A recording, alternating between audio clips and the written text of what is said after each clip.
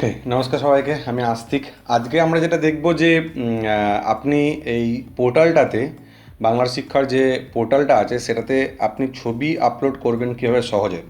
দেখুন, এটা দুটো পদ্ধতি হতে পারে। একটা হচ্ছে যে আপনি ডিসিএফের সমস্ত ছবিগুলোকে চিটিয়ে ফেলেছেন এবং ডিসিএফ ফর্ম থেকে আপনি ছবিগুলোকে আপলোড করবেন, এটা একটা পদ্ধতি। আর একটা হলো সব থেকে সহজ, যেটা আমি বলবো যে আপনি যেটা করতে পারেন সেটা হলো যে আমাদের কাছে এখন সবার কাছে প্রায় মোবাইল অ্যাভেলেবেল আছে বা ক্যামেরা অ্যাভেলেবেল আছে। তাহলে আপনি কী করতে পারেন, সমস্ত ছবি স্টুডেন্টগুলোকে পরপর রোল ওয়াইজ দাঁড় করিয়ে ক্লাস ওয়াইজ আপনি ছবিগুলোকে তুলে নিতে পারেন। এটা খুব কম সময় হবে, মোবাইল থেকে ছবি তুললেও যথেষ্টই ভালো হবে, কোনো অসুবিধা হবে না। কারণ এমনিতেই আমাদেরকে যে ছবিটা আপলোড করতে হবে সেটা হলো 20 KB বা 20 KB লেস হতে হবে। তো আমরা যে ছবিটা তুলবো, তাহলে আমি তার জন্য সব থেকে সহজ যে পদ্ধতিটা বলবো সেটা প্রথমত বলি, তারপরে ডিসিএফ থেকে আলোচনা করবো যে ডিসিএফ থেকে আপনি কী করে করবেন। তাহলে প্রথমত বলছি, ধরুন আপনার কাছে কোনো ডিজিটাল ক্যামেরা আছে বা আপনি মোবাইল থেকে ছবিগুলোকে তুলছেন, তাহলে কোনো একটা দেয়ালের পাশে বা কোনো একটা পরিষ্কার জায়গাতে ছেলেদেরকে দাঁড় করিয়ে পরপর আপনি পারলে রোল ওয়াইজ, আর না রোল ওয়াইজ হলেও হবে, তাহলে স্টুডেন্টকে আইডেন্টিফাই করতে হবে পরে। যদি করেন, ছবিগুলোকে প্রথমে তুলে নিন। যেমন ধরুন আমি দেখি যে কেমন করে করছি। ধরুন আমি ছবিগুলোকে তুলেছি ক্লাস ওয়াইজ, যেটা 6, 7, 8 এরকম করে রেখেছি। তো আপনি যদি ছবিগুলোকে নেন তাহলে দেখুন যে এরকম করে ছবিগুলোকে তুলেছি, শুধুমাত্র একটাই মেনটেন করেছি যে সমস্ত ছেলেগুলোর মাথাগুলো যেন ছবিটার প্রায় একই জায়গায় থাকে, সেটা মেনটেন করতে হবে। স্ট্যান্ডের ওপর লাগিয়ে করেন না, তাহলে কোনো ছেলে যদি লম্বা, কোনো ছেলে ছোট হয়, তাহলে তার ক্ষেত্রে ফ্রেমটা উপর নিচে হয়ে যাবে। আপনি করুন যে হাতে নিন ক্যামেরাটাকে, আর প্রত্যেকটা স্টুডেন্টের অনুযায়ী হাইট করে ক্যামেরাটাকে তাদেরকে মাঝখানে রেখে তুলে নিন। তাহলে নেওয়ার পরে দেখুন যে এই ছবিগুলোর সাইজ খুব একটা কম হয়নি, প্রত্যেকটা ছবি প্রায় 5 MB 6 MB করে আছে। মডার্ন যে ক্যামেরাগুলো আছে, এটা স্যামসাংয়ের একটা ক্যামেরা থেকে তোলা, তো মডার্ন যে ক্যামেরাগুলো আছে সেগুলোতে একটুখানি ভালো কোয়ালিটির ছবি হয়ে যায়। তো নেক্সট কী করবেন, নেক্সট এই সমস্ত ছবিগুলোকে তোলার পর একটা ফোল্ডারে রাখলেন এবং সেই সমস্ত ফোল্ডারটা একটা ব্যাকআপ কপি রেখে নিন। সেই ফোল্ডারটাকে কোনো কিছু এডিট করেন না। তো সেটাকে প্রথমে একটা কপি করে নিলাম। তা সেটা সাপোজ আমি একটা আরেকবার কপি করে দেখাচ্ছি। যেমন কপি করলেন আর জাস্ট এখানে পেস্ট করে দিন পাশেই, তাহলে একটা ডুপ্লিকেট কপি তৈরি হয়ে গেলো। অরিজিনালটা থাক, আমরা কপিটার উপরে কাজ করব। তো আজকে যেটাতে কাজ করবো তার জন্য আপনাদেরকে দুটো সফটওয়্যার চাই। একটা হলো র্যাডিক্যাল ইমেজ অপটিমাইজেশন টুল রায়োট, আর একটা হচ্ছে Microsoft office picture manager. Microsoft office picture manager আসলে মাইক্রোসফট অফিসের অন্তর্গত একটা সফটওয়্যার। এটা যদি 2003, 2007, 2010-এর মাইক্রোসফট অফিসের ভার্সন হয়, উইন্ডোজের নয় কিন্তু, মানে গন্ডগোল করে ফেলেন না, অনেকেই গন্ডগোল করে। তো অফিসের যদি 2003, 2007, 2010-এর ভার্সন হয় তাহলে তার সঙ্গে ইনক্লুডেড থাকবে, নাও থাকতে পারে কোনো কারণবশত। যদি না থাকে তাহলে আপনি গুগল সার্চ করবেন মাইক্রোসফট শেয়ার পয়েন্ট ডিজাইনার 2007, যে প্রথম রেজাল্টটা আসবে সেটাকে ক্লিক করবেন। ক্লিক করার পরে যে সফটওয়্যারটা আসবে সেটা হচ্ছে যে শেয়ার পয়েন্ট ডিজাইনার 2007, সেটাকে ডাউনলোড করবেন। এটা 295 MB সামথিং সফটওয়্যারটা। এর মধ্যে মাইক্রোসফট অফিসের পিকচার ম্যানেজারটা ইনক্লুডেড থাকবে, সেইটা শুধু আপনি ইনস্টল করতে পারেন, গোটাটাকে ইনস্টল না করে। আর একটা যেটা ইনস্টল করবেন সেটা হলো রায়োট। সার্চ করবেন রায়োট বলে, RIOT, র্যাডিক্যাল ইমেজ অপটিমাইজেশন টুল সার্চ করবেন। যে সফটওয়্যারটা আসবে ভীষণ পাওয়ারফুল সফটওয়্যার, খুব অপ্রচলিত আসলে, কিন্তু ভীষণ পাওয়ারফুল সফটওয়্যার। যারা ভালো প্রোগ্রামার বা ওয়েব ডিজাইনার আছে তারা এই সফটওয়্যারটা ইউজ করে। তো ডাউনলোড করবেন, 2 MB থেকে লেস দ্যান সাইজের হবে। এই দুটো ডাউনলোড করবেন আর ইনস্টল করবেন। দেখুন, ফটোশপের মাধ্যমে সমস্ত কিছুই হবে। অনেকের ফটোশপ খুব ফেভারিট, আমারও, কিন্তু আসলে ফটোশপ পেইড সফটওয়্যার, 8,000 টাকা প্রায় দাম। নাহলে আপনাকে ডুপ্লিকেট ইউজ করতে হবে। দ্বিতীয়ত, যদি খুব কম র্যামওয়ালা কম্পিউটার হয় তাতে ফটোশপ ভালো করে রান করে না, তাই আমি ফটোশপ ইউজ করতে বলছি না। এই দুটো খুব লাইট সফটওয়্যার এবং খুব সহজে কাজ করবে, আপনি সেটা দেখতেই পাবেন। এই দুটো সফটওয়্যার ইনস্টল করার পরে আমরা ফেরত যাচ্ছি আগেরটাতে।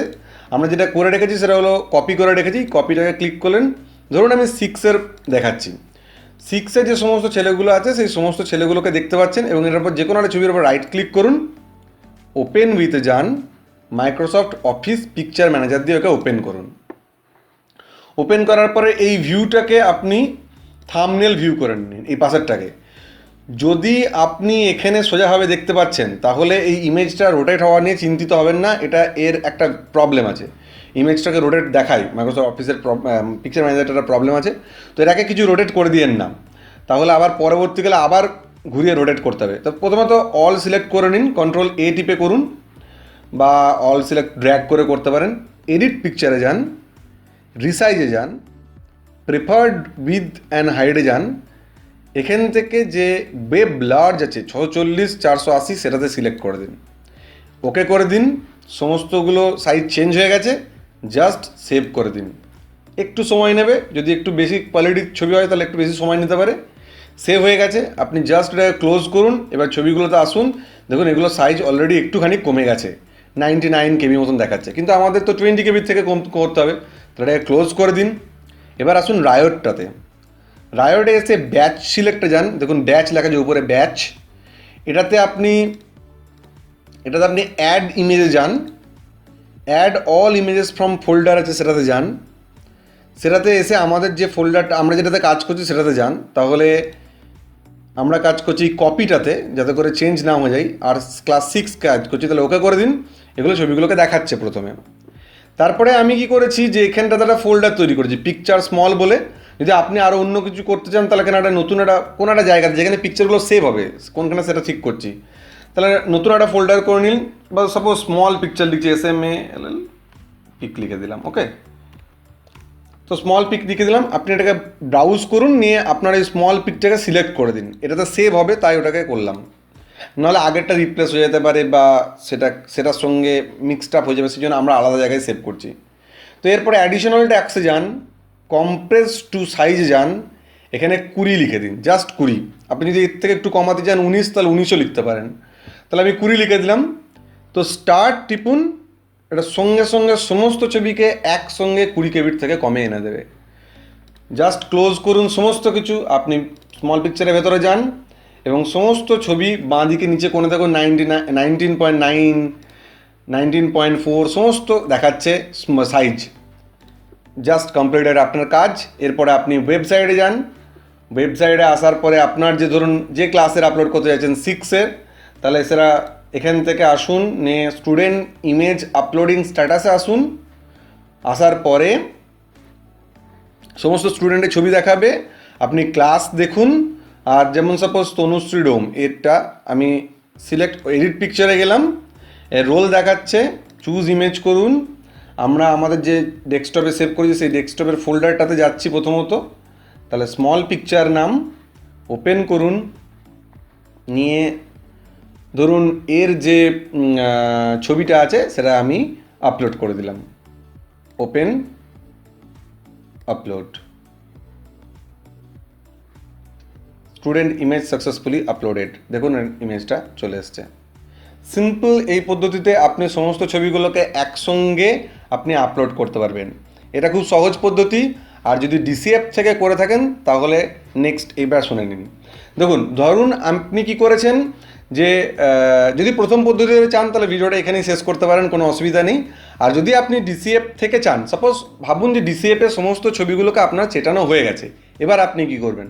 তা প্রথম পদ্ধতি হলো যে DCF থেকে আপনি মোবাইলে করে সমস্ত ছবিগুলোকে তুলে প্রথম পদ্ধতিতে ফেরত যেতে পারেন, এটা একটা পদ্ধতি।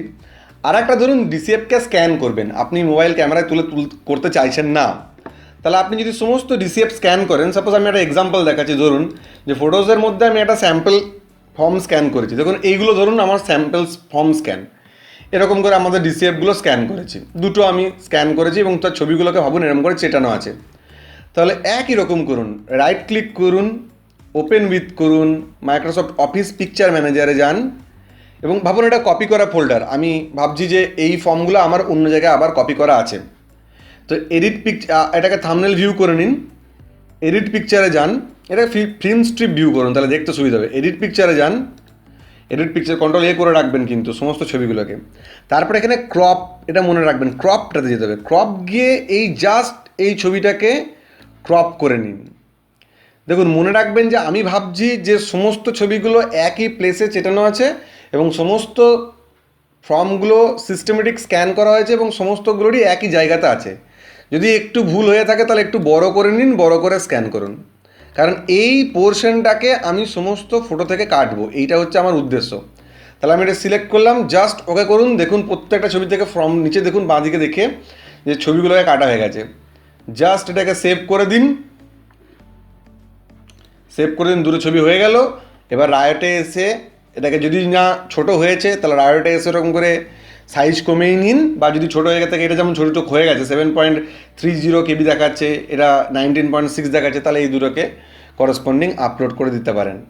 এই দুটো পদ্ধতিতে আমি সাধারণত সাজেস্ট করবো আপনাদেরকে করতে। আপনি এর থেকেও অন্য পদ্ধতি ইউজ করতে পারেন, যেমন সাপোজ একটা A4 পেজের সমস্ত ছবিগুলোকে একদম রো বাই কলাম বাই করে চিটিয়ে নিয়ে তারপরে সেগুলোকে ইমেজ স্প্লিটার দিয়ে স্প্লিট করে দিতে পারেন। যদি ওরকম আপনার প্রয়োজনীয়তা থাকে তাহলে কমেন্ট বক্সে আপনি লিখবেন, আমি তারপরে চেষ্টা করবো যে সেটার উপর ভিডিও করার। কিন্তু আমি যেটা বুঝেছি, যেটা মোবাইল থেকে যদি ছবি তুলে করেন তাহলে সব থেকে ইজি হবে। এর থেকে তাড়াতাড়ি অন্য কিছু তো হবে কিনা আমি বুঝতে পারছি না, তো এটা খুব ইজি হবে। তো আশা করছি আপনাদের ভিডিওটা ভালো লেগেছে। যদি ভালো লেগে থাকে আর আপনার যদি মনে হয় যে কারোর উপকারে লাগবে, তাহলে আপনি ভিডিওটাকে শেয়ার করতে পারেন অন্য কারোর সঙ্গে। আর যদি এর পরবর্তী ভিডিওগুলোকে আপনি দেখতে চান তাহলে সাবস্ক্রাইব করে নিয়ে বেল আইকনটাকে প্রেস করতে পারেন, তাহলে নোটিফিকেশনগুলো পাবেন। আর না হলে আপনাকে সার্চ করে ভিডিওগুলোকে দেখতে হবে। সবাইকে থ্যাংক ইউ জানিয়ে ভিডিওটা শেষ করছি। এর পরবর্তী ভিডিওটাতে আমি অনেকজনের যে সমস্ত কোশ্চেন অ্যান্সার্স আছে সেগুলো বাংলার ওয়েবসাইট নিয়ে সেটাকে একটুখানি ক্ল্যারিফাই করার চেষ্টা করব। Thank you.